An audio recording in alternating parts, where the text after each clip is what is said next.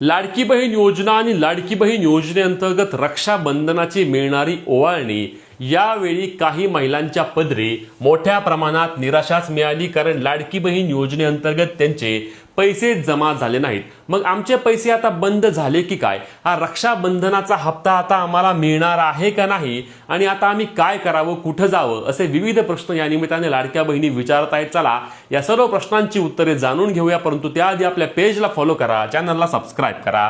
तर लाडकी बहीण योजनेअंतर्गत सामाजिक न्याय विभागाच्या वतीने एक निधी वितरणाबाबतचा 344 कोटींचा GR आला होता, ज्या GR मध्ये अनुसूचित जाती प्रवर्गासाठी निधी तरतूद करण्यात आली होती आणि सध्याच्या अपडेटनुसार या GR चे वितरण अद्यापही बाकी असल्याने SC प्रवर्गातील अनेक महिलांना या निमित्ताने पैसे जमा झाले नाहीत आणि म्हणूनच लक्षात घ्या, आपण आधीही पाहिलं होतं की मार्च महिन्यामध्ये देखील असं झालं होतं। SC समाजातील अनुसूचित जाती या प्रवर्गातील महिलांना निधी मिळायला उशीर झाला होता आणि त्याच पद्धतीने यावेळी देखील झाल्याचे पाहायला मिळत आहे। आणि यामध्ये काही तांत्रिक अडचणी आहेत का, तर या तांत्रिक अडचणी असल्यामुळे अनेक महिलांचे पैसे आले नाहीत।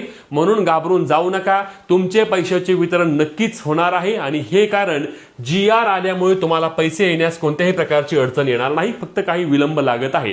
तुमचे देखील SC समाजात असून तुमचे लाडकी बहीण योजनेचे पैसे जमा झाले नसतील तर नक्की कमेंट करून सांगा, व्हिडिओ शेअर करा आणि पैशांचे वितरण सुरू झाल्या लगेच अपडेट मिळवण्यासाठी आपल्या पेजला फॉलो आणि चॅनलला सबस्क्राइब करा।